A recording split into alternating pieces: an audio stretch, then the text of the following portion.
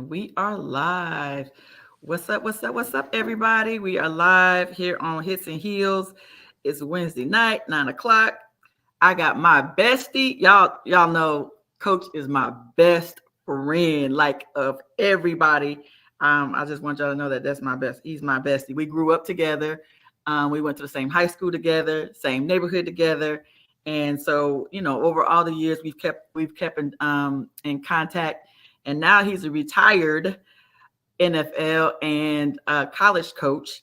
And so, and now he's basically the uncle to my daughter and gives her all of her investment advice, and he's buying up real estate and stuff like that. And he's become an investor since he has retired. So, Coach Ron Prince, thank you for coming on Hits and Heels. This is your third time. It is. Hey, I'm really excited. I'm honored to be here. Third time. Let me make sure we I see it. It's live. We're on here. Let me share us real quick. And we are live. Okay, I just shared us on Facebook so people can find us. Let me put it in a group.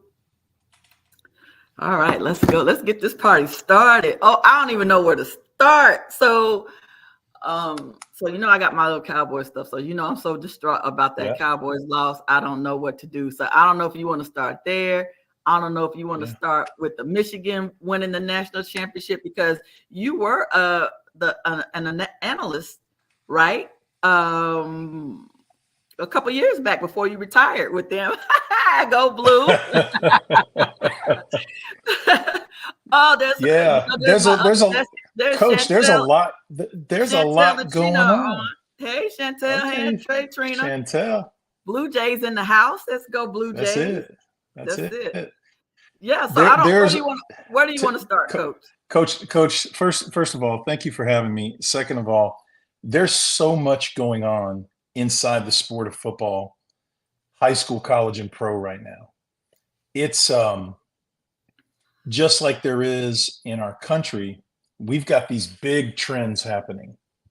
So you've got thousands of people turning 65 every day.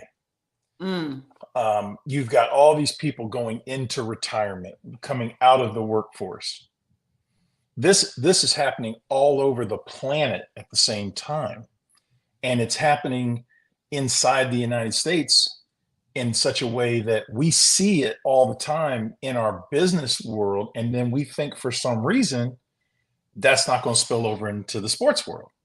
Yeah. So what we are seeing right now is we are seeing a changeover from the post-war boomer generation to the millennial coaching generation.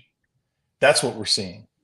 And so when you see Pete Carrol, Nick Saban, Bill Belichick, Jim Harbaugh, you see these people who are highly accomplished, but then you start looking around, you're like, okay, well, who are their peers that are left?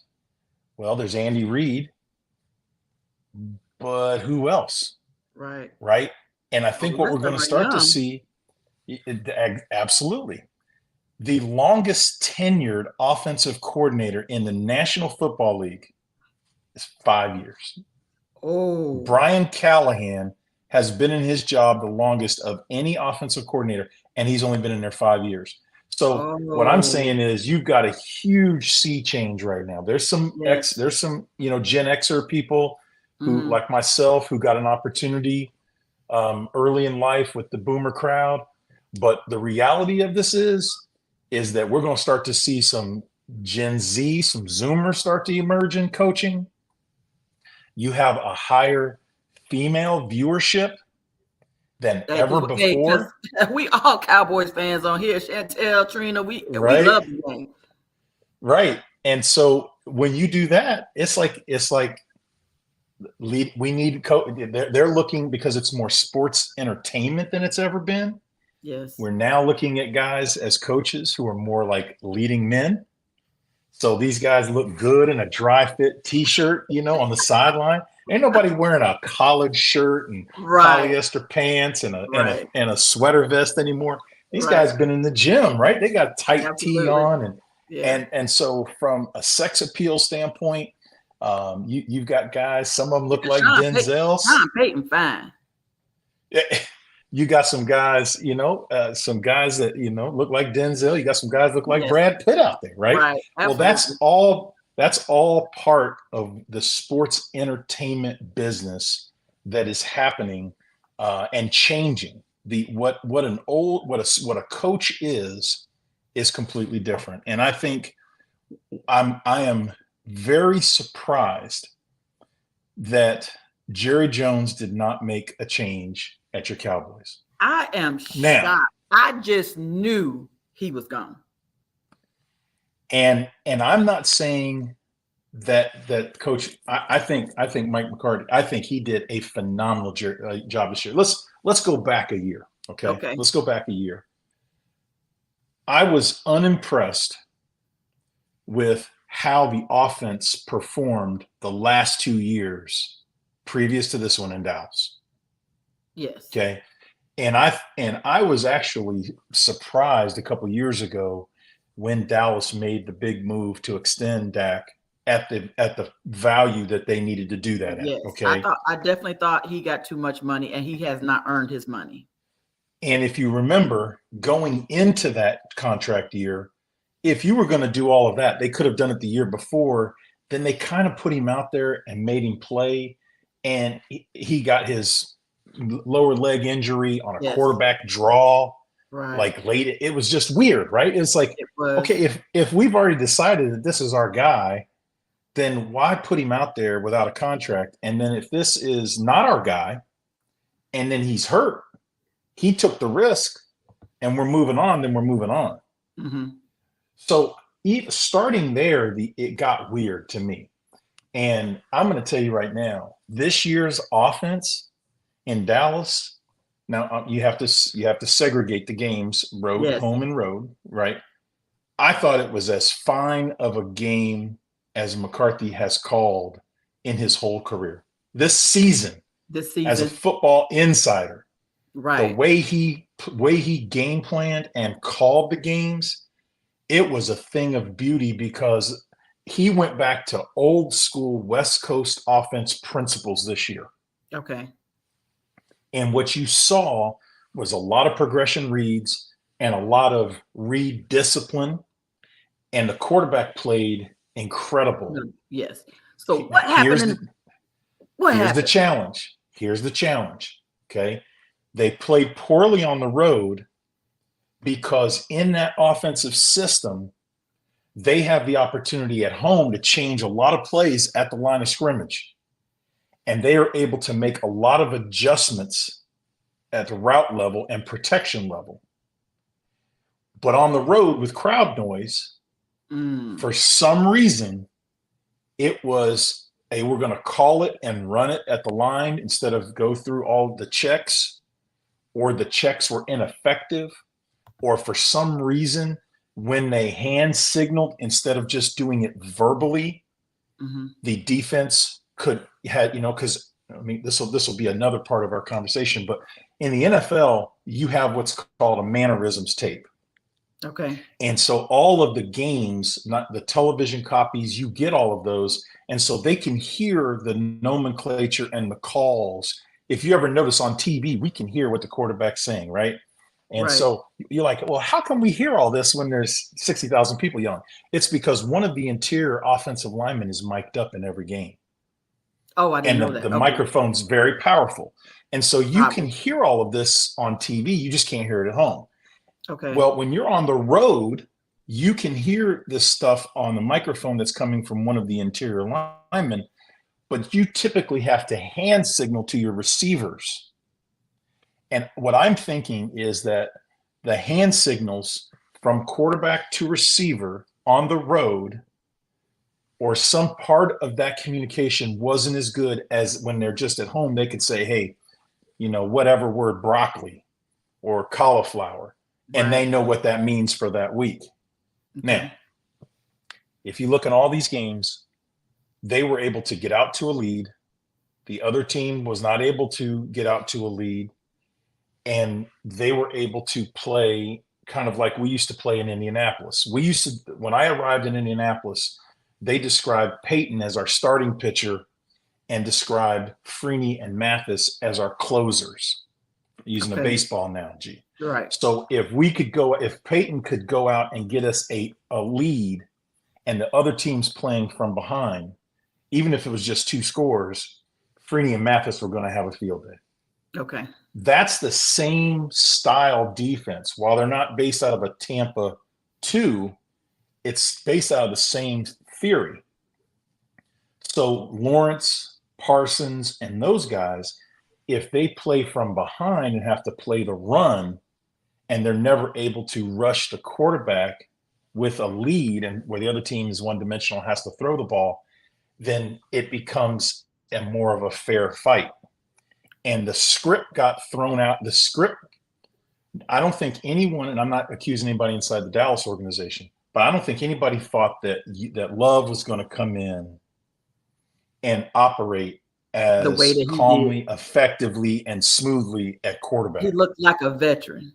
He made as a look. rookie, he made Dak, who's been there 8 years, look like the rookie. Now, the defensive front scheme of the Dallas Cowboys is not where the complexity is. For the Dallas Cowboys, where Coach Quinn and everybody who's from that Pete Carroll, Monty Kiffin, Tony Dungy, Nick Saban, Rip Liz coverage, that whole system of coverage, that's where they make their money. Okay, they make their money. You're going to get an over front, you're going to get an under front, you're going to get a green front with two, 3 techniques. They have talent on their fronts. But what Green Bay did, and all of these coaches that are in that Shanahan pipeline, they're all running what's called wide zone. And they were able to get that running back, 33, to run absolutely aggressive. If you notice, there was no pitter-pat, there was no indecision. Mm-hmm. They found the bubble between the shade and the 5, and they attacked it. When there was a 3 technique, one of my former players at Michigan, John Runyon, they ran a couple times to the right. When there was a 3 technique, he was able to get the 3 technique reached, and the 3 technique widened, the ball stretched, and then hit up in the A gap. It literally was so textbook that because this young quarterback was able to hold his own in the passing game, it made the run game much heavier than a normal Dallas Cowboy home football game is, because usually they go down, get the early lead, other team comes out, they get a stop, they have to punt.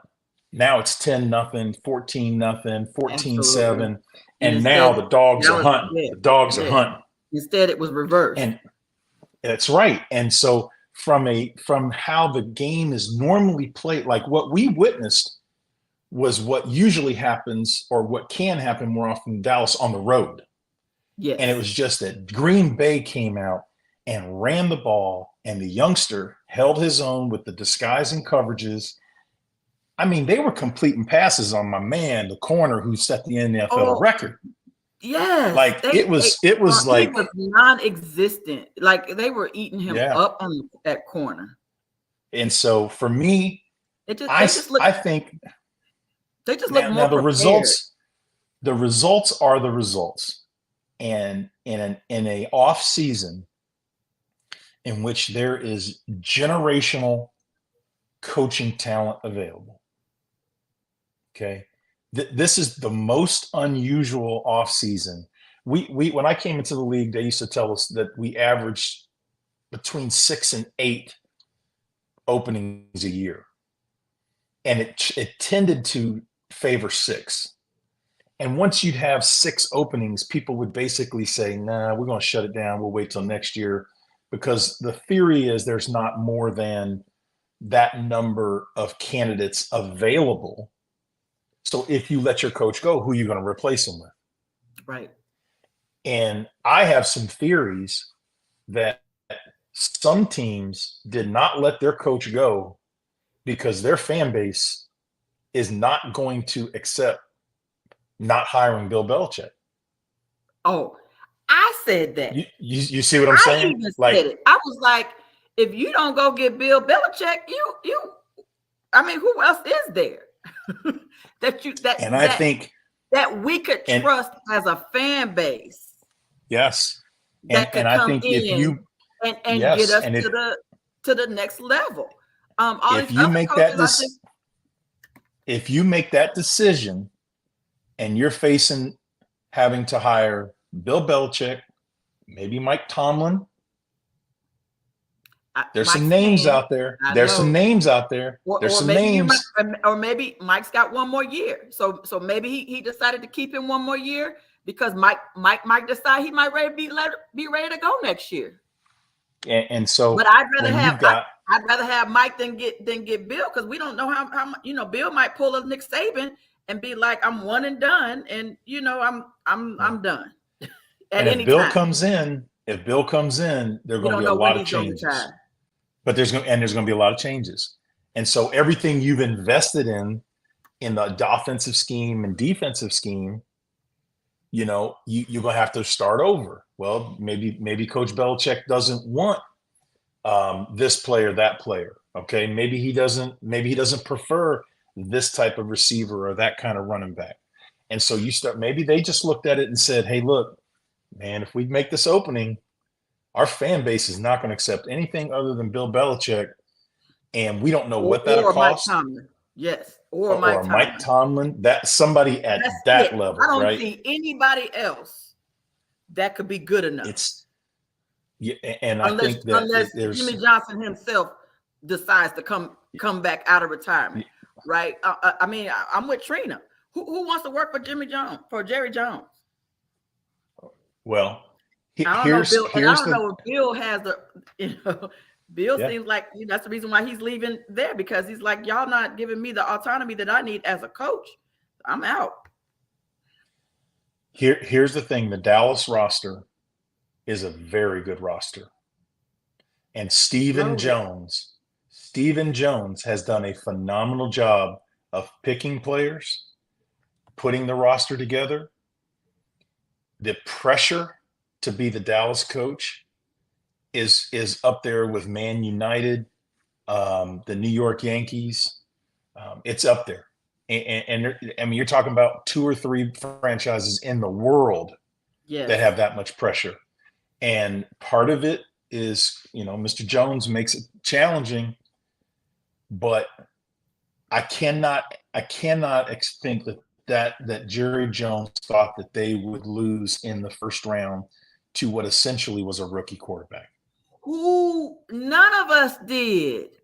I'm sitting there looking at the game like, what in the world? We've been dominating at home, and I think the pressure was Green Bay who fired you. There's no way he was getting ready to let them come in to Dallas to beat him at home. I just didn't know. Here's one of the things that happens to teams. And I was telling my sons this over the weekend. Here's one of the things that happens to teams. Once the Turk is dangling out over the top of you, think about how that media got a hold of the Bill Belichick story. Think about the broadcasters. Think about all the print media. For about 5 days, every player, every assistant coach, everybody in that Dallas organization, the only word that was being talked about, the only person, the only thing was Bill Belichick. I think it has an effect on Philly right now. I think in that game that they lost, why? Because so much conversation about getting rid of the coach. Yes. Now think about it. These are teams in the playoffs. Because people are like, exactly. And when you have that much available, I mean, especially when you have a Bill Belichick available. Look at the number of teams that are trying to figure out what they're going to do with Coach Harbaugh. Now, I don't have any evidence to prove this, but I think the reason that the Chicago Bears position has not come open is because the Bears do not want to have a Jim Harbaugh and an opening job, a job open at the same time. They don't want to have because Jim is beloved in Chicago. Oh, is he? Just like he is in Indianapolis. Absolutely. Was a terrific player for the Bears. Okay. And right there in Big Ten country, right there near Chicago, that Chicago fan base would be Would love howling for Jim Harbaugh. Jim. Okay. If you don't want to go there, you better not open that position. Don't have an opening and then tell the fans, we're going to pass on Bill Belichick. We're going to pass on Jim Harbaugh. We're going to pass on this person, that person. And I'm going to tell you, one of the sleepers in this thing is there's people that have discussed Saban being interested in an NFL job just up to the last 2 years. But I thought when Saban went to Miami and it didn't work out, that I felt like he was just done with NFL. And I kind of felt like the same way with Harbaugh when he went, after he went to and had his stint in the NFL with San Francisco, and then he went back to college. I felt like he might have been done with the NFL as well. The NFL is the absolute apex of competition in the world.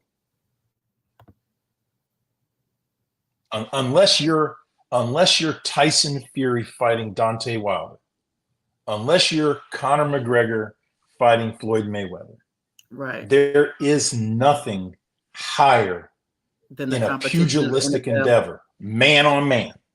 Like, it is the ultimate combat sport, and it is the most challenging thing to win a world championship in professional football. And so because people know that, and this is for the most competitive people in the world. And so there is that allure for guys who have had success in college to see if they can go to the NFL to the next level and prove that they can do it, just like players do, right? Oh, absolutely. It's not because the money is greater. It's not because of anything else. It's just the highest level of competition in the world. To me, it just seems like the NFL is easier because, number one, now you're not recruiting. I mean, what else is it besides that? I think the recruiting part would got to be the hardest part. Recruiting in college. In the National Football League, you get one first-round pick each year. Right. In college, you can have as many as you can sign. Now, Alabama has had, and Miami Hurricanes in the old days, some of these teams have had 5, 10 first-round picks each year. Yes, absolutely, they have on the roster together over 4 years. Yeah, I see what you're saying. You know what I mean? Like, if you and makes sense. One of these you know what I mean? And it's like, if you think about the Miami Hurricanes, late 99, early 2000. Yes, they were loaded. Over the entire roster, how many first round, not even second, third, fourth, how many first rounders were on the team at the same time? Yeah. That's what Alabama has been. That's what Georgia has been here recently. And we'll see and we'll see kind of where Michigan comes out with that. But I think what you're going to see is that in this new era of NIL, there are 3 teams that now that players can be compensated openly and freely. There are 3 teams that are an absolute menace, that if they decide they're going to get in and they're going to compete for players, they have more money and more resources than anybody else. And that's Michigan, Texas, and Notre Dame. Now, we don't know if Notre Dame is committed like that. Right. But Michigan, they have complete solidarity in the group of billionaires that run their team. And they have complete focus on what they're attempting to accomplish. And what Jim had to do to get that team from where it was in 2015 to where it got today is a testament to Jim Harbaugh, but it's also a testament to the people who are the supporters, not millionaires, the billionaires that support that team. Oh, wow. They have the largest living alumni group of any university in the world. A&M's in that same category, Alvin, you're exactly right. But what A&M and Texas have not proven is that their booster group, their alumni group, that their billionaires will all work in the same direction. Remember when Texas got the coach from Louisville, Charlie Strong. Charlie Strong. Okay, remember when Charlie Strong went to Texas? Yes. Red McCombs, who was the owner of the Vikings and is on their Ring of Honor there, one of the very prominent supporters of the program, said, well, he couldn't be my head coach. He could maybe be a defensive coordinator. Mm. Now, if he felt that way, that discussion should have happened before he arrived. Right. But see, what happens is some of these places, you have particularly, there are certain universities where the powerful factions that support the program financially, they fight and bicker and they torpedo each other's guy. Okay. So when you have somebody who says, oh man, my guy didn't succeed last year, now it's your turn, Terry, now you get to pick with your billions, but I'm going to make sure that I leak stuff in the media about your guy because you did it when my guy was the coach. That's happening all over the country. Mm. You don't see that kind of thing typically happening at certain places. Now, if Texas and Texas A&M get consolidated and they're completely linked in behind who they have, they're going to be extremely hard to beat because there's just more resources among their group.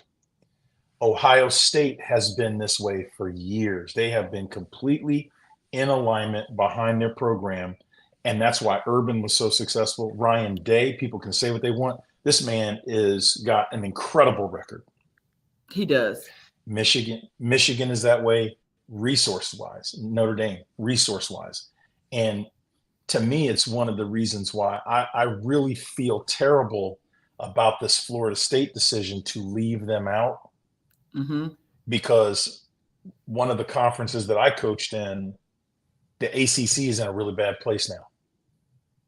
The college football committee basically did to the ACC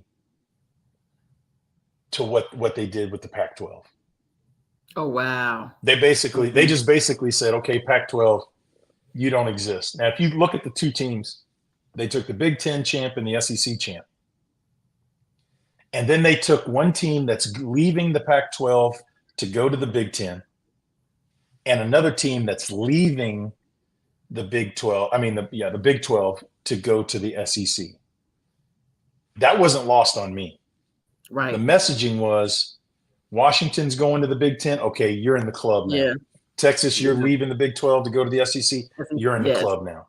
Florida State, remember how they were trying to figure out their exit from the ACC along with Clemson and some other schools, and they couldn't get it done.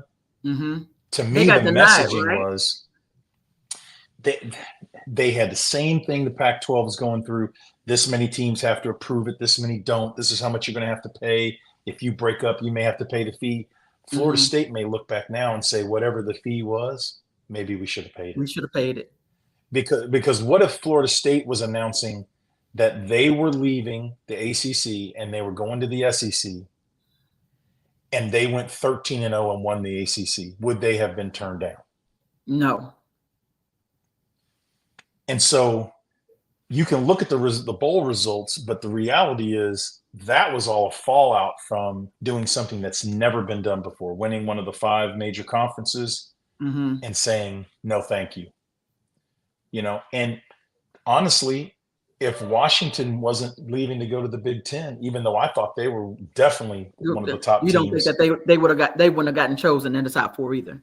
We just saw Might Georgia have been back in Georgia, there. and that might have Hmm. been Georgia back in it. Now Hmm. I don't have any proof of this, Right, exactly. but honestly, all year you got it. I looked at a lot of football this year, probably more than I have the last couple of years. I'm not 100% sure the Pac-12 won the best conference this year, from top to bottom. From top to bottom, really. Oregon was nasty Oregon, this year. yeah, They were tough. yeah. So a Oregon, guy like Washington, Dan Lanning is going USC. to stay there. There was some good. Utah's always good. Utah's good. You Yes, look at the Pac-12 versus non-conference. I mean, Colorado did some really good things early in the year. Once they got into conference play, that's when they it were in turned trouble. south. Yeah. Mm-hmm. The coach at Arizona won 10 games this year Oh wow. after they won one game when he got there. Last year, yeah. So this thing we are in a completely different Oh, that's right. world. Because that was when Herm Edwards had gotten. That's when they kicked him out of That was last year, Arizona right? State. That was Yeah. Arizona State. Arizona State. Okay. At Arizona. Okay, Okay. Arizona. Gotcha. Jed Fish. He turned them around from 1-10 to 10-2 this year, and he just got the Washington job when Oh, the okay. board went to Alabama. But Okay. my point is, out east here, we just think of this as like a Big Ten SEC thing. That Pac-12 was excellent, and what a shame that their powers that be couldn't hold it together and figure out a good TV situation for them, because you got some national brands that now are going to have to travel across the country. I mean, their volleyball team, their field hockey teams, their Yeah, lacrosse that teams, was their the part soccer that I didn't teams. understand, is that they got money like that because now they're going to have to fly everywhere. Yeah. It's going to be rough. But Yeah. the point And is this the changing consolidation in time football. zone. Even the changing the time When you zone just look at it, tough. yes, it's such an advantage to be in the central part of the country, like in the either where we are. There's so much advantage when you're on the coast or you're down in Florida, and you have to travel. Even in the NFL, that coast to coast travel is rough. Like USC going to play Rutgers, that's going to be a rough trip. That's going to be a rough trip. When UCLA has to go play Maryland, that's rough. People just don't appreciate, what that looks like. And so I think we're in a new era. I think there are major winners and losers. I think you're going to, college football is going to have a point person who's ultimately in charge, or at least has influence. I think that's going to be the role that Nick Saban's going to have. I think his role is going to be on television. I think he's going to take that role, but I think he's going to have a prominent voice and try to do that full time. It'll be interesting to see if that affects any change.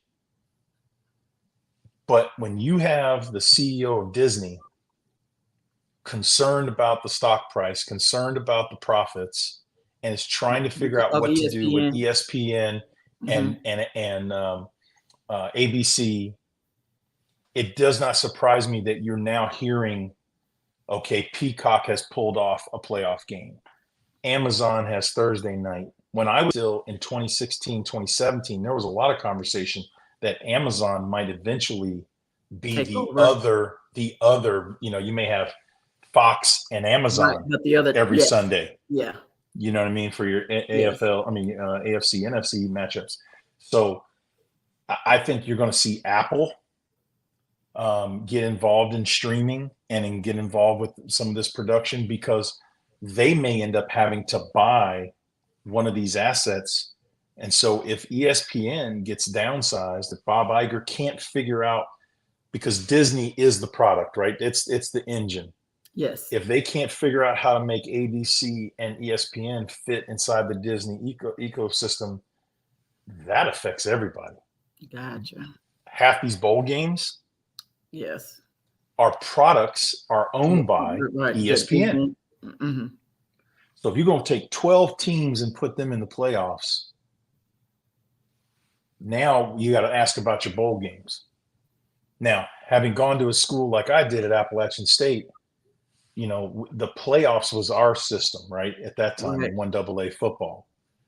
The 1AA FCS playoffs are a real nerd inside enjoyment, because those teams going through and going to a playoff, South Dakota State, North Dakota It's a State, big deal. now Montana, they do great. Like, this is a real good level of football. We have a playoff at every level of football except for the major level, Major. right? We've Mm-hmm. had this bowl system, but my little team, Appalachians, in the Sun Belt now. Okay. I like seeing them play. Right. We've been, I think, 6-0 in bowls or whatever since we've gone 1A. I Mm-hmm. like seeing Western Michigan and App State or Marshall, and I like seeing those games.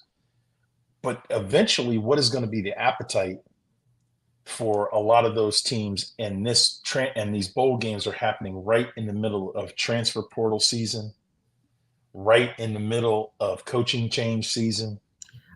That was one of my questions that I wanted to kind of talk about. Is that before I go that though, Mr. Brown is he's my main dude.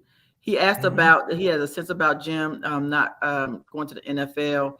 He feel like it's easier to recruit in college than draft, kind of what you were just talking about. But then his next comment is right here. He asked you specifically. There's a Okay. movement both college and the pros with the OCs and the DCs are instrumental, as well as the two assistants, more instrumental in their team. What do you think about that? Yeah. See, here's one of the interesting things about in the NFL. In the NFL, if you hire a coach, you can put that coach under contract and he can't go to anybody else. So let's say Terry is the head football coach of the Indianapolis Colts, and she wants to hire Alvin Brown as the OC. If you put Mr. Brown under contract as your offensive coordinator, he can't go anywhere else without your permission, without violating his contract. So just like NFL teams So own, he quote can't unquote, quit. he can coach anywhere. That's right. He So can't he if can he quit. He just and can't can't go coach. coach anywhere. That's correct. Oh, So one of the things that happens to college coaches, though, is that you see guys leave as assistant coaches. mm-hmm. Now, in the NFL, if you're a position coach, you can leave to be a coordinator. If you're a coordinator, you can leave to be a head coach. If you're assistant GM, whatever, you can be a G. There are mechanisms, and this stuff changes constantly year after year because they're trying to make it fair. But you can protect your staff in the NFL by putting them under contract Okay. for X number of years at a price that you and the coach and whatever negotiate on. And those coaches' contracts are guaranteed, not like the players, but the coaches are. Oh, Okay. really? So, but Interesting. in college, it's very challenging to keep your assistants because, and you really don't want to keep them from leaving, because how enthusiastic are they going to be about recruiting? This is going back to your point. So you have Yeah, you because have we less got that control. problem now. We lost our offensive coordinator, Cohen, to the Rams a couple Yep. years ago. He came back this year, and now they're saying the Bears wanted him. They said somebody else Somebody, yeah, wanted him, but luckily today he did say that he was coming back right. Now because in the NFL, in the NFL, if they want to let you go, they can let you go. They can let you out of your contract, but they don't have to. they can In let you out of your contract college, and then you can go. But in college, yes, that's right. And particularly if oh you're going from pro down to college, yeah, you know, they can let you do that. But all I'm saying is there's more controls, there's more stability on your core group of coaches.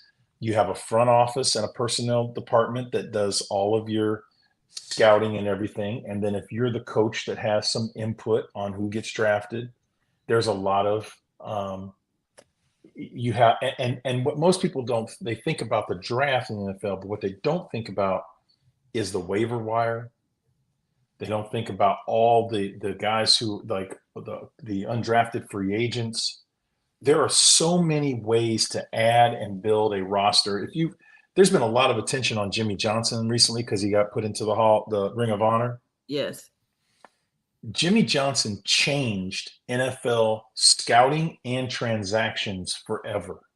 They came up with a chart on and they gave a point value to every pick in the draft. Okay. And so they were able to come up with the first people who came up with a chart that said, hey, this many fourth rounders is equivalent to this second rounder, or a third rounder in this area is equivalent to this many sixth rounders. They did an equivalency chart, and he really professionalized that along with the other people in the front office of the Dallas Cowboys, and they became the standard. And Jimmy Johnson, if I'm not mistaken, held the record for most transactions in a single season. And he did that from their 1 in 15 years all the way up until the very, like, they were constantly working to every single mechanism, the right fit. Absolutely. And get every mechanism to add talent to their team. You take that in college, the transfer portal. Something today. The transfer portal exists for assistant coaches in college and the players. And one thing I like is that Coach Harbaugh, in looking back on how they treated him in 2020, each offseason he said, I'm in the portal. If you think about it, yeah, you know, there was some things that happened in the 2020 season that were, you know, not to his advantage, that were done by the institution and by the state, you know, when it came to COVID rules and regulations, and there was a lot that went into that. And so each year he's been like, well, hold on a second. Players can be in the portal. I'm going to take a couple days to go look and see what my value is out here. Gotcha. And I think a lot of players have seen that and said, the NFL wants my coach. Maybe I go play for a guy who the NFL wants. Mm-hmm. And so I've not talked to Coach about this strategy. I've not asked him what he does. But it definitely could be a psychological. Yes. Everybody wants the one that people want. Everybody wants the coach that everybody wants. Like who, you know, so of course, as soon as Coach Saban said that he wasn't coming back, look how many people jumped into the portal. Right. That's right. And I think Coach Harbaugh has done a really good job of going to a very difficult situation in 2015. If you think about the lead that Ohio State had on Michigan when he arrived, and what Urban Meyer had built there, the fact that Jim just kept at it, and coaches came and coaches left and coaches moved up and coaches moved on and players, and he really got into his bag and he got his shiesty on and said, look, I'm a quarterback. He's out there in his cleats every day, Terry. Coach go to practice with his cleats on, high top cleats on every day, got his gloves on. He's throwing the ball. He's coaching the quarterback. He's in the trenches with the kids every day. And he did something completely different. He ran the football. While everybody else is in the spread and throwing it all over the place, this man did exactly what he did at Stanford. If you go back to what he did with Andrew Luck at Stanford, how were they beating all these teams? How did he become the product that he became? He did it at University of San Diego. He did it at Stanford. He went back to his roots. Now, they had some little nuances that were different, but they played excellent defense, Baltimore Ravens style. They got away from the Don Brown man-to-man coverage system. They went and got the Baltimore Ravens system. They play as good a defense as anybody. And he said, I want a run game. And he did it different than everybody else. So I don't know what he's going to do, but my hat's off to him because he has done it his own way, and he's kept value in the eyes of the recruits and his own team.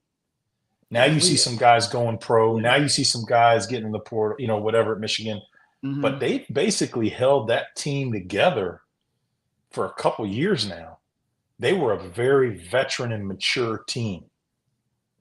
And so I think I there's think that's winners the and only way that losers. you're going to win is having veteran players. That And in again that are this, there and in 5, 6, this, 7, 8. I mean, God, we got kids that's now 7, 8 years in now. right, That's crazy. right. Look, those offensive linemen from Michigan, I was heavily involved in recruiting them. I was heavily involved in helping put that particular line together.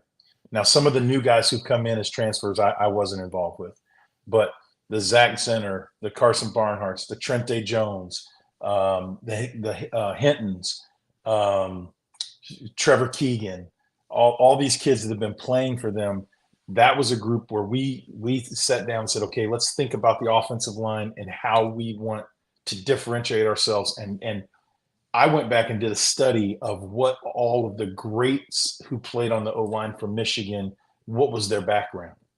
Okay. And with only 2 exceptions, almost all the All-Americans, if you go into Schembechler Hall, there's a spiral staircase that goes down, and every All-American in program history has a portrait on the wall. Okay. So I just took pad and paper and wrote every offensive lineman's name down and went and Googled and looked them up. Yeah. They were all high school tight ends and defensive ends, with 2 exceptions. They were all tight ends and D ends, and athletes. They were athletes. And then they became offensive linemen. Then they became linemen. Now that was this. Now that philosophy, okay, that philosophy of having athletes on the line, okay, on the line. What a lot of people don't know is that in the NFL, there are very few guys who make it to a second contract, or even in some cases third contract, who were 300-pounders in high school. Whoa. Oh, there's whoa. There's some actuarial tables. There's data that will tell you that a young person in high school who's 300 pounds, it's hard to be a 2 or 3 sport athlete in high school and be 300 pounds. It is true that. So you're not as much of an athlete. So if you're not an athlete, you're going to have a harder time going to the league as injuries, an lineman, mobility as a lineman. Wow. Look at Alabama's offensive line in the championship game. I mean, against Michigan. Think about the number of times the defensive line was on a stunt, on a twist, on a movement, and they created a holding call or a tackle for loss or a negative play. And it happened on the last play. Alabama has morphed into a line with massive people, but they're not powerful people. But if you look at who gets drafted and who stays in the league, who plays left tackle over time, the biggest example is Jason Kelce. Okay. Now you look at Jason Kelce. This guy has been, if not the best center, he's been a top 3 to 5 center forever. Yes. He's been in the league. He's mobile. He's smart. He can get on, they still do the tush push and all that behind him. It's not like but this guy basically was a skilled athlete. Okay. And so when you look at those numbers and you take that and you say, okay, we just looked at how do we get the kind of guys in here we can learn at the line of scrimmage. They can get the check with knees. They can do this and that, but they're going to be athletic and they can play and stay, healthy. And you look at the guys who, like, for example, Dallas has had such an advantage with their offensive line for so many years. And they continue to get because these dudes, Smith, that left tackle, we worked him out. He was on our list in Indy, and he's a phenomenal athlete. And this man's still playing all these years later, right? Mm-hmm. And if you look at the teams that really struggle, it's because, at the line of scrimmage, it's because they have guys who can't block movement. if you look at the teams that go deep into the playoffs, every defense is going to stop the run. Are your linemen athletic enough to hold up in To protection? hold up. Yeah. You know what I mean? Because Yes. at some point, you're going to get stuck one-on-one on a block, Yes. with a talented guy. Yes. Detroit was able to hold up in the end when they came out and threw that ball on first down with I thought that was one of the most courageous and Oh, yes. heroic calls, Absolutely. because, I mean, realistically, a lot of people would have run the ball twice and then perhaps had to punt. Right. They came out not four wide, the broken formation, no tight end attached, and they ran an isolation route. I believe it was Saint. I What can't was his remember name? if it was Saint. him. I think is yeah. But he ran an isolation route at the sticks, turned around, got open, boom, put them in the next round. Like, that can't happen if you don't think your guys can hold up in protection in the most critical part of the game. Detroit's got an excellent offensive line. Yeah. There were Laramie Tunsil with Houston, the best pass protecting offensive lineman that we evaluated for the draft. Okay.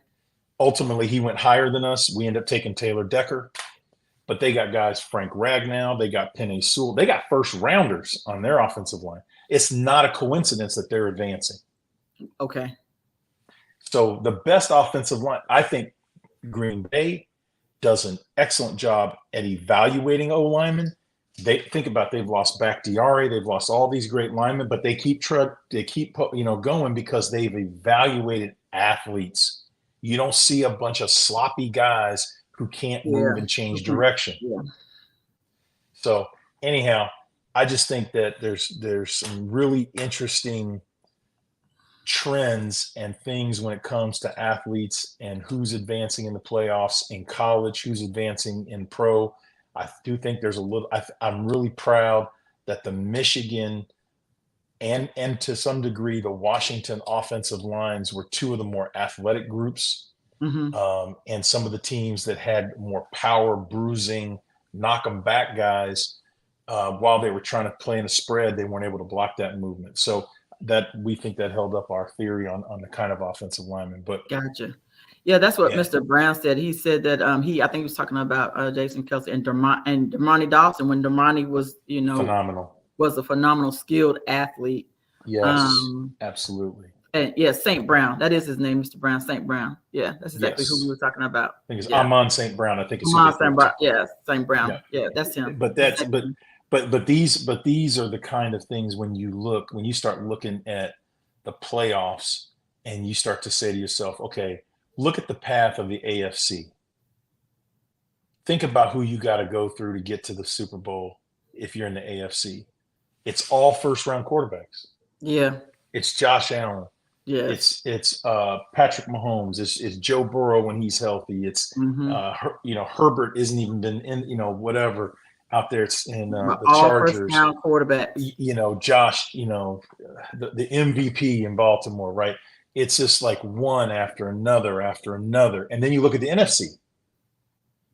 Okay, you look at the NFC. You got Baker. Yeah, playing you got against. Baker. You got Dak.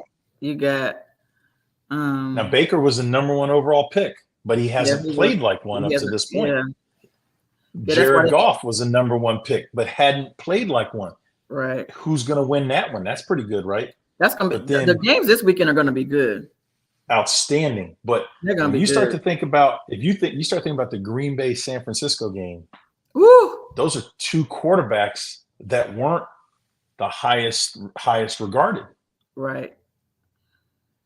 So if you are a Bill Belichick or a Jim Harbaugh, do you go take a job in the AFC or the NFC? Or do you take a job in the NFC and you find a guy? There's no easy path, but that path in the AFC is a monster. Oh yeah. It's a monster. If Burrow was healthy, but between Burrow, Mahomes, and Josh Allen, them. Right. It's is brutal. It's a Um, monster. Yeah. And oh yeah, and really the quarterback who has the, in some people's eyes, the most talent and the highest upside of them all, is Jackson. with the Chargers, Oh, isn't it. even getting a Oh, chance to showcase on that stage. Herbert, Herbert. he's not even getting a chance right now. So like they have to make a move with him because eventually, he'll be, it's rare that quarterbacks move on, but he could be in that situation, right? So what do you? Oh, so what do you think about our nephew in Chicago?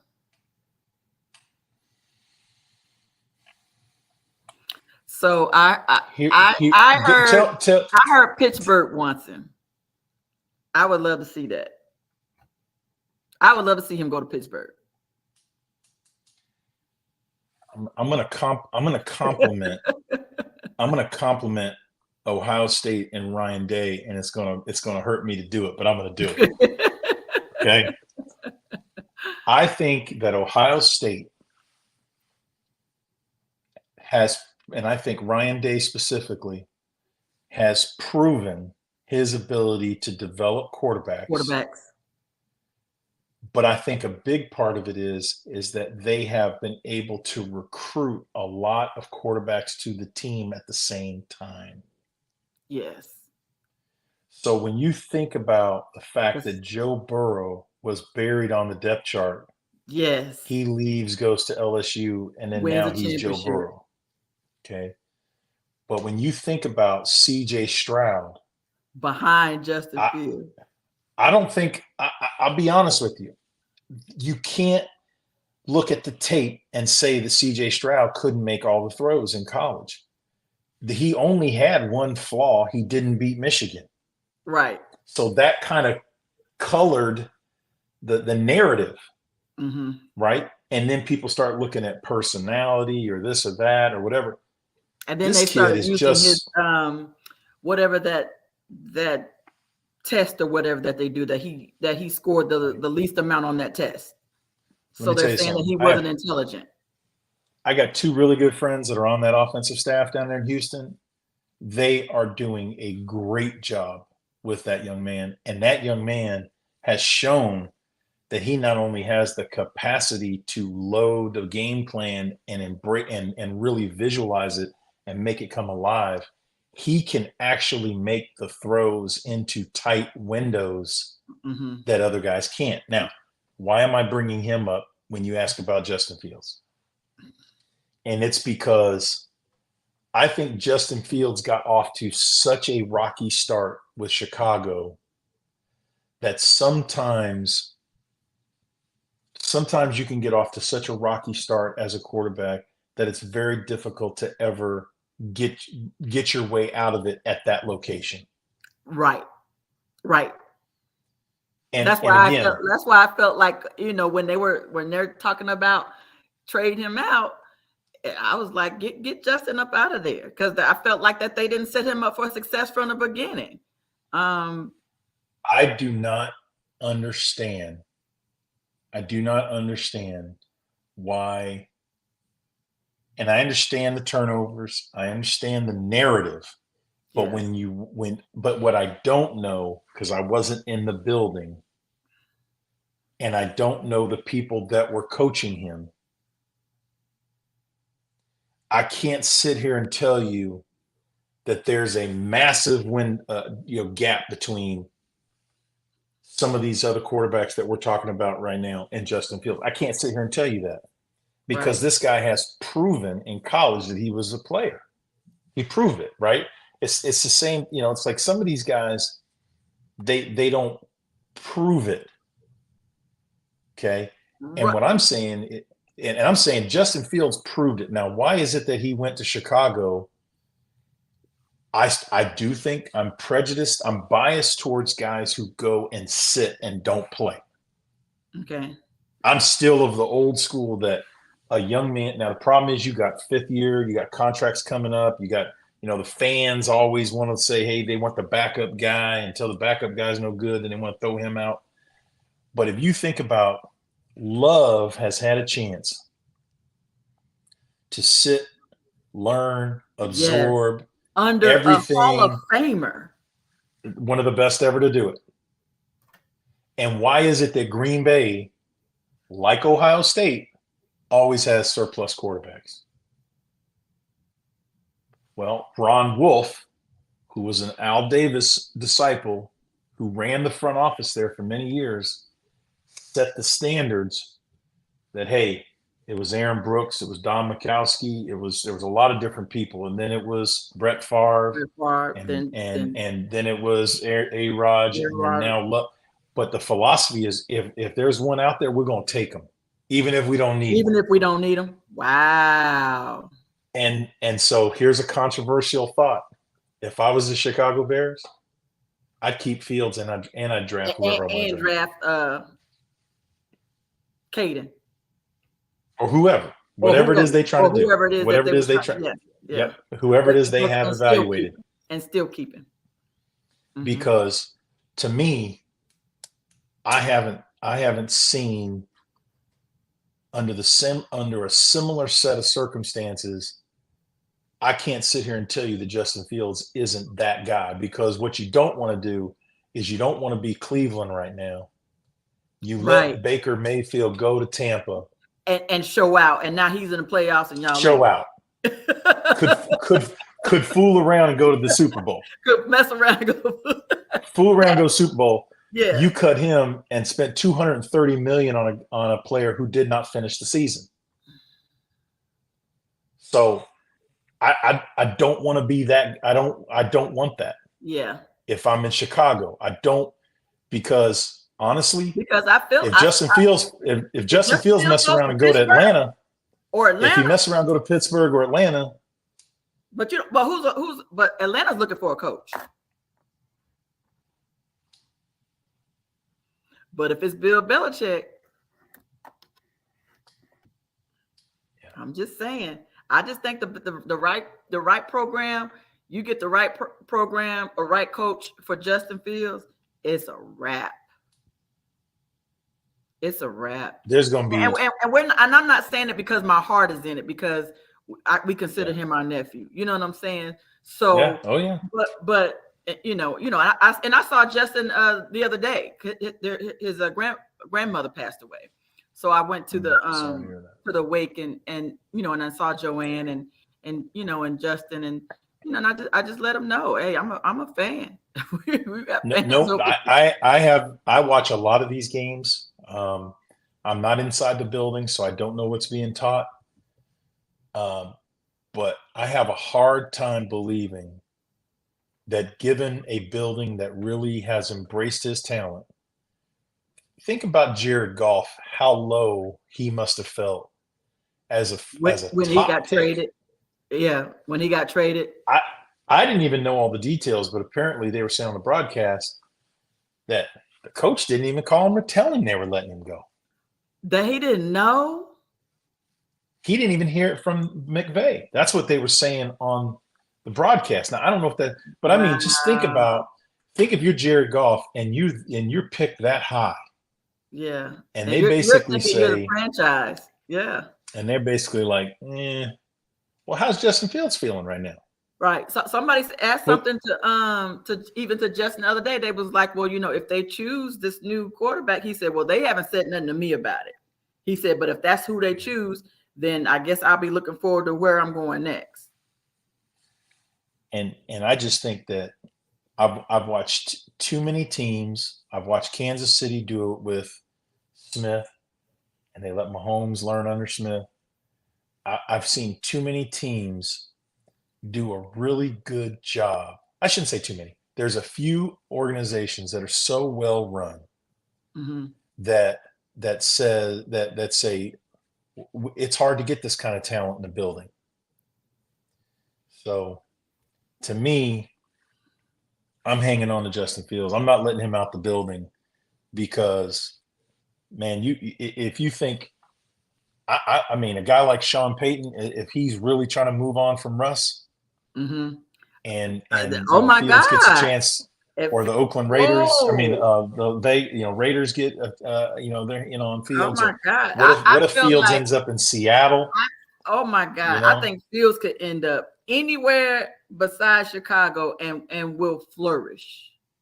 you'll see a And I hate different. and And I yeah, and I and I'm hate to not a see bear. that. I'm not a And I'm bear. not a bear. I'm not a Bears guy. I'm a Lions guy. And when it comes to the Yeah. NFC, but um, I'm just saying that I think so much of this quarterbacking thing is, and people want to make it about the talent. I think that one of the biggest predictors of how a player is going to do is how he vibes with the coach and how that player coach relationship goes. And I think the quarterbacks that have magical seasons, I think they have a player coach relationship that is Yes. unbreakable. Yes. And Tom Moore had that with Peyton. Jim Caldwell had that with Peyton. Mm-hmm. Tony Dungy had that with Peyton. And now, hey, from people say that Tom Brady had more, some, whatever, but that's unusual for somebody to have that level where but I have a hard time believing Tom Brady didn't have a good relationship with Belichick. But there's the ones that really, like, I'll give you an example. I think Mike McDaniel's getting a lot out of Tua You think he is? Because we got a couple people because here talking about tours, and they're saying yeah. they would love Well, I mean, okay, Mr. I'm Brown not said he saying would like to have two I'm not saying senior compare Tua citizens. to other.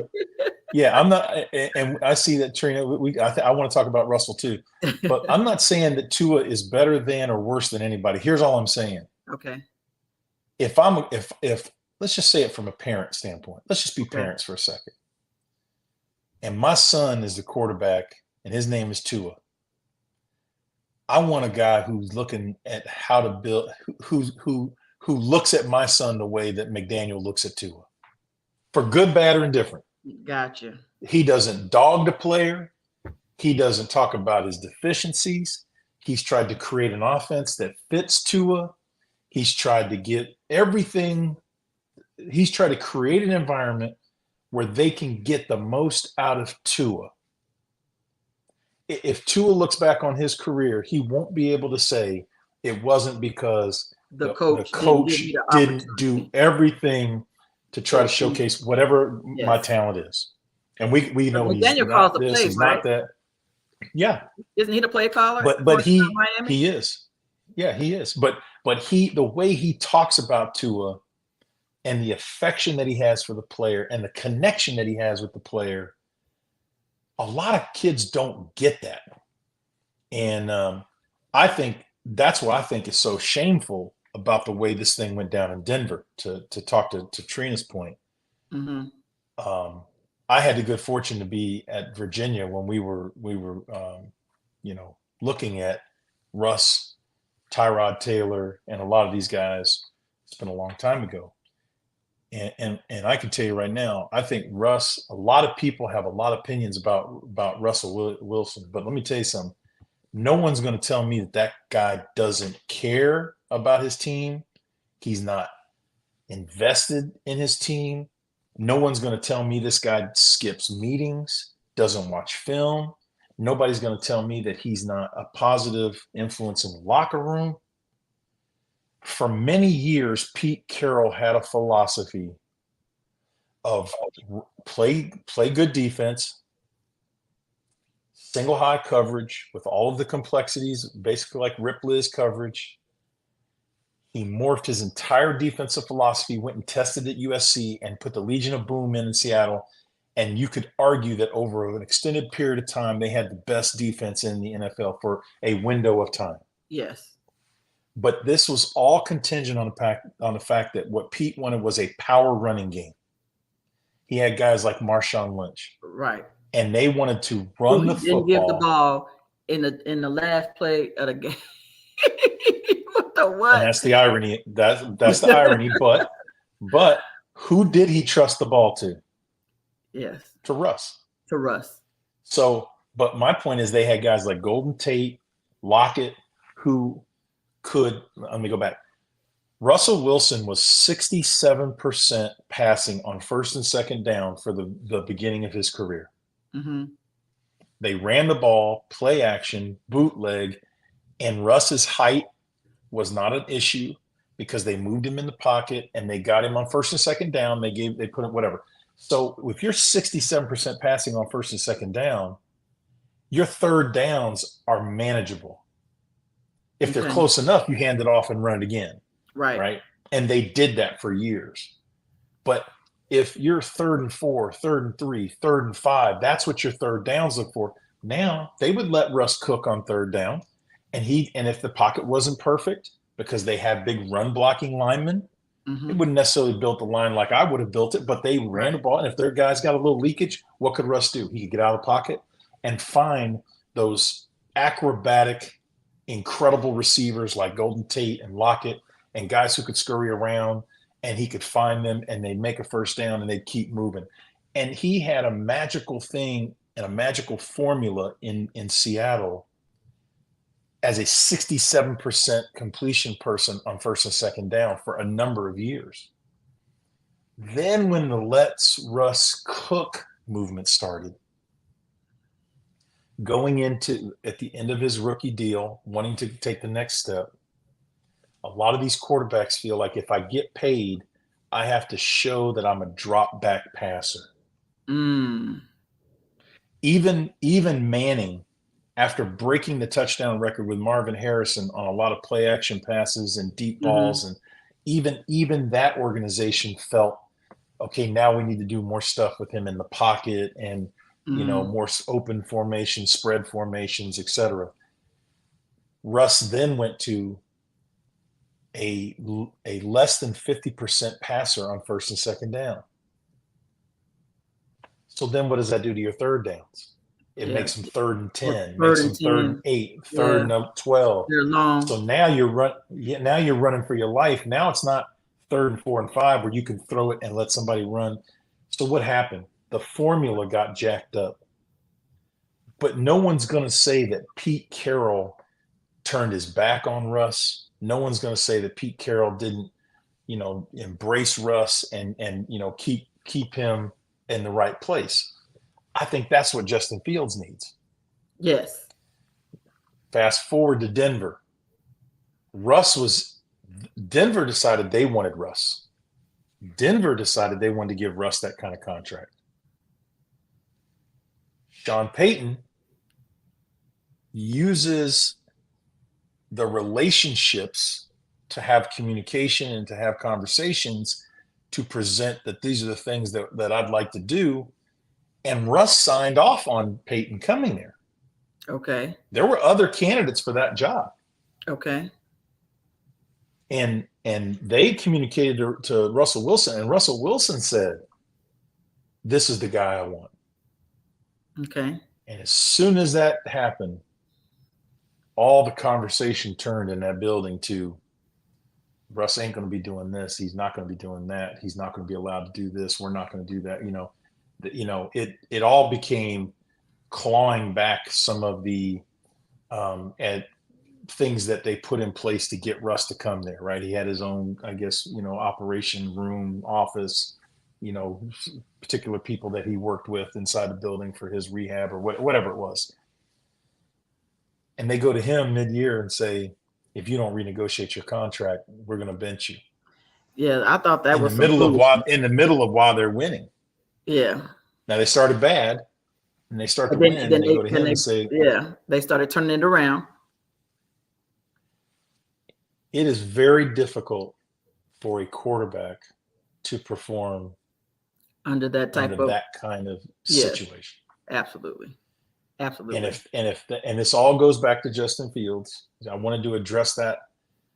I still believe that there could be a place somewhere for Russell Wilson to go and play, but someone's going to have they're going to have an agreement over the style in which he's going to play, the way he's going to play, because that's what it takes for a quarterback to be successful. And if he's lost that advocate that he had with Pete Carroll, then that he may not find that again at his price range. Gotcha. And to me, that's where if Joe Burrow found an organization with Taylor, Brian Callahan, where they have embraced the things that he does well.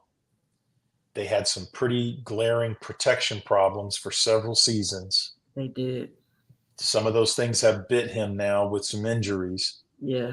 But if they get their protection fixed in Cincinnati, Yeah. Oh again, yeah. with those They'll be. wide receivers, I can see them being. I can see them giving Kansas City a run for their money for, and having and but seeing them back in a championship game. Absolutely. but then again, you got to beat the MVP in Baltimore. You got You to got to beat the be. big horse in Buffalo. You got to beat it's AFC's nasty now. AFC is nasty. Okay, so we got a couple things going on. I always want to address my people that are giving me engagement on. Mr. Brown is, of course, always giving engagement.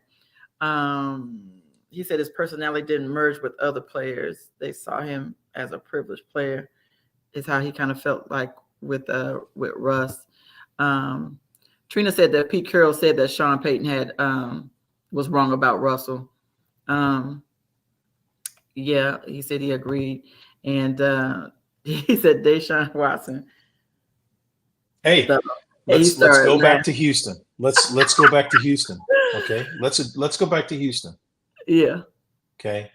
There was a time where Deshaun Watson was in the category of superstars. Superstar. Absolutely. Yes. Like Jackson in Baltimore. Yes. Okay. And then we got distracted with his whole. We got distracted with the renegotiation. Yes. With a coach who was trying to leave. Okay.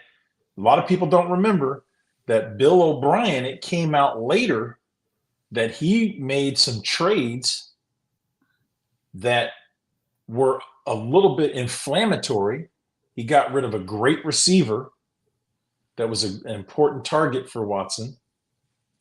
And this isn't me saying this. This is just, there was just reporting. Yeah, I don't know how you got rid of him. And there was they were draft picks. They brought, Tunsil in to try to get this. There was a lot of stuff going on with Bill O'Brien as the coordinator. Okay. And Bill O'Brien apparently didn't see eye to eye with management or whatever that situation was.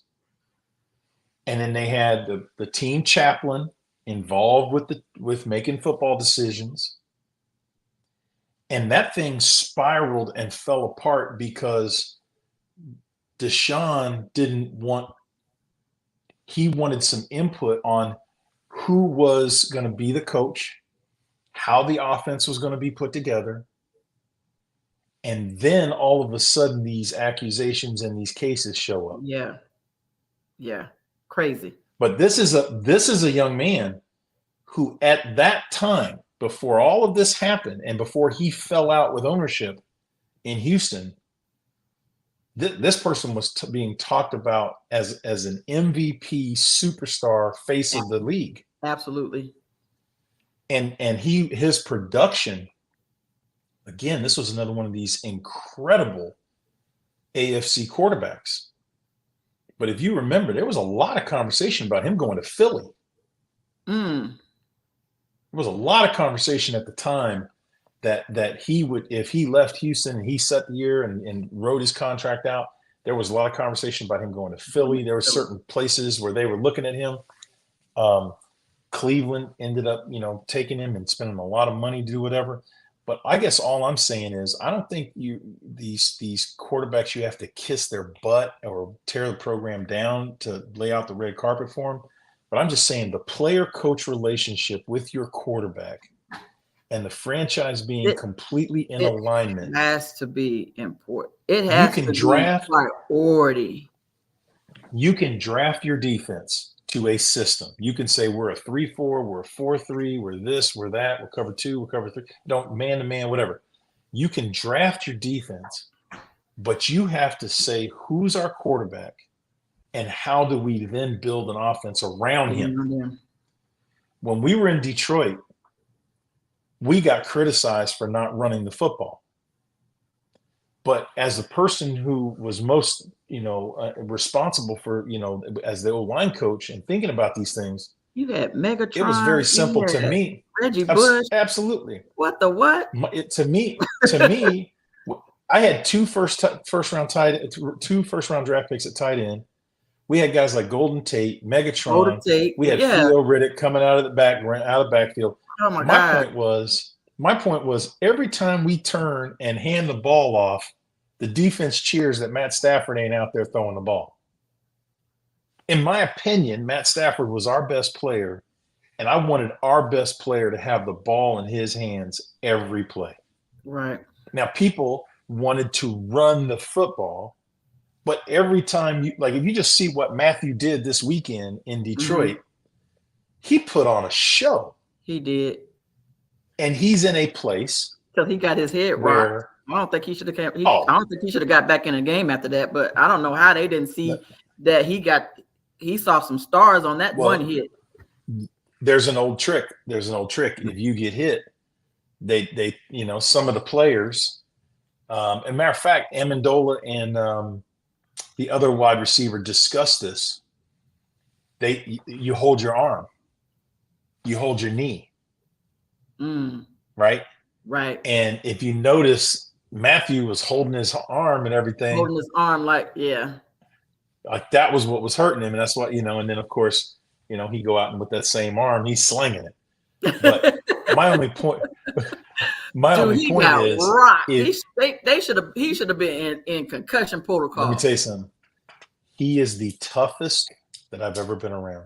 Now in my opinion, he didn't get hit like that when I was there coaching O-line. Gotcha. He didn't have those kind of hits. But the reality is, he's a warrior. His teammates believed in him. He had proved it. He had coach that believed in him. And you look at now, he's found that again with McVay. They're getting a lot out of Matt Stafford. They won a Super Bowl with him. And to me, going back again, I'm going to go back to Justin Fields. I am not at peace with saying this young man's not that guy. Right.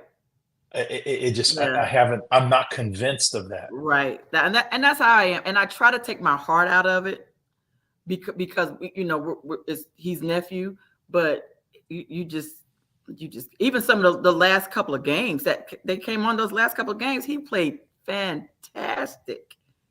Oh my God. I just think what were y'all doing these last couple of games that you didn't do, 10 games before that, prior to that? It took y'all that long to get it figured out. Yeah, it's so much that goes into it, like who drafted him, when they drafted him, and what level, and what's the draft capital. And I don't know what decisions will be made in Chicago. I don't have any insights into that.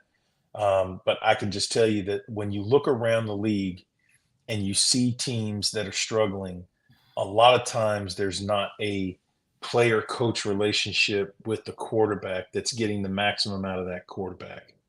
And when that quarterback is playing and going and humming, for example, Urban Meyer and Trevor Lawrence. Yeah. Clearly that just. Yeah. What was going on there? I'm just saying it wasn't whatever it was that connection didn't occur. Right. Doug Peterson comes in. They go to the playoffs. Yes. Right. And so Doug Peterson now has. We all know that Urban Meyer has proven himself to be a great coach. So what happened? Correct. But it sometimes, whatever it is, it just doesn't fit, right? It just doesn't. It doesn't click. And the young man out there in Arizona, he did better this year. Murray. Murray. So for whatever was going on with the previous coach or what, I don't know, but they was able to fix it. But or make an adjustment or something happened. But to me, this is anyhow. I know we need to pivot, go to another topic. No, we are so over time. I haven't even been paying attention to the time. No, it's good. It's good. I think that go ahead and take the next topic or whatever it is. Yeah. Question. I think everybody's asking, like, who you got? Who you think is going to win the Super Bowl? Who's going to come out on top this weekend? Trina, Mr. Brown said he thinks Packers and the Bills. What do you think? In the AFC, until somebody beats Lamar Jackson, I think he's the favorite. And I have a hard time saying that because I favor Kansas City, hometown.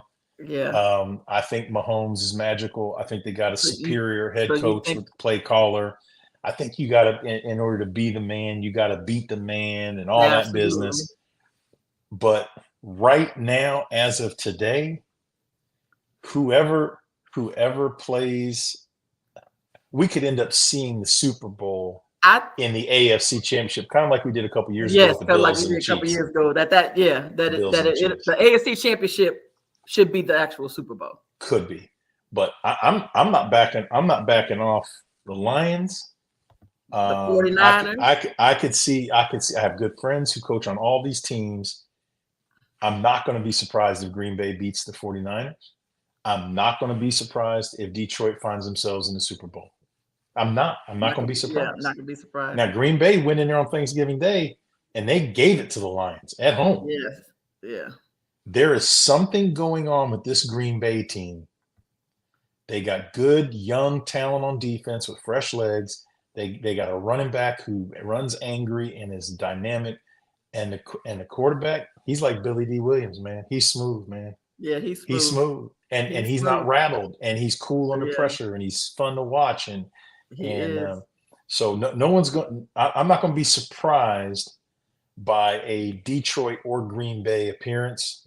Okay. But I think you got to say that the 49ers have the best team. I think the 49ers have best the best roster team as far as their roster on paper. They have the best They're team loaded from top to bottom. They're loaded. You know, and people want to look at Brock Purdy and the way they want to look at him, but I'm not going to be surprised if Detroit or Green Bay ends up all the way. I will be surprised if Tampa Bay if they go to the Super Bowl. Of course, I would be and that would be a heck of a story. It'd be a great redemption story for Baker Mayfield the way things went for him. Absolutely. But in the AFC, let's one of these days let's get together and talk about Todd Monken, because talk about who's a better offensive coordinator in America right now. This man's been at Georgia, got them to 2 national championships, shows up in Baltimore, and then now all of a sudden Baltimore's offense is the best. That quarterback is playing as good as he's ever played in his career now. And again, I look at who's the connection with. Yeah. And this is not a name that's on everybody, not a household name, but Todd Monken, offensive coordinator. This he's a veteran. He knows what he's doing, and can't say enough about what he did at Georgia. But Stetson Bennett. Now hold on a second. Now, dude, he won a national championship. He's not even on. Is he on anybody's roster right now? But this dude's got a national. No shade. No shade. No shade. No shade. I know. I'm giving zero shade. This is not the Cat Williams podcast with me up here talking terrible about Stetson Bennett. But I'm going to tell you right now, I'm going to give credit to the play caller of the offensive coordinator. And he's in Baltimore doing it now with this guy. Yeah. Who's now they look like, yeah. So we'll see. All right. Thanks, Trina. We got to wrap this up. Thank you, Trina. The best OC over the last 6 weeks is OC in Buffalo. You think? Pretty good. He's pretty good, but I don't think he's the best. Okay. Yeah. Okay. By the way, my nephew just transferred to Appalachian State. Yeah. Yeah. App State's a great program. Winningest program in the Carolinas. We have to always throw that out there. Oh, okay. Oh yeah.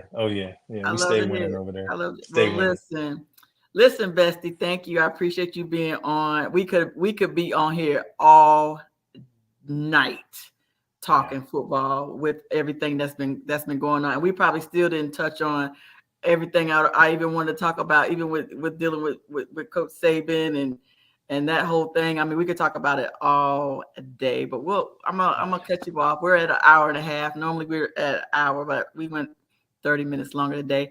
Hey, I appreciate all my Blue Jays, Veronica Reed and Daryl Golden made a entrance and with Trina and Chantel. So thank you all my Blue Jays for coming on and supporting. Mr. Brown, always thank you. It's always a pleasure. You always bring good engagement on. I appreciate it. For anybody that go to Facebook, make sure you like our page. Make sure you go to YouTube and like our YouTube page.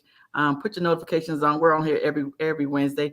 next week I got I got a Littleton Ward on next week. So Littleton Ward, Littleton Ward knows you really, really well. Yep.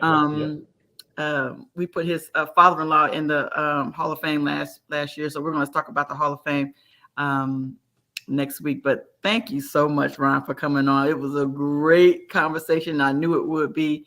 And I appreciate you. So don't log off, but I will end the stream. Thank you, everybody. I appreciate you, everybody. What Mr. Brown had one last thing. He said I could talk to you coaches all day. He said this is gonna go viral. It's gonna get me in trouble with my people around the country. This thing about to go viral. He said great information from Coach Prince. Yeah, absolutely. Thank you, Chantel. Thank you, Trina. I love all of y'all. So we're out. I'll talk to y'all later.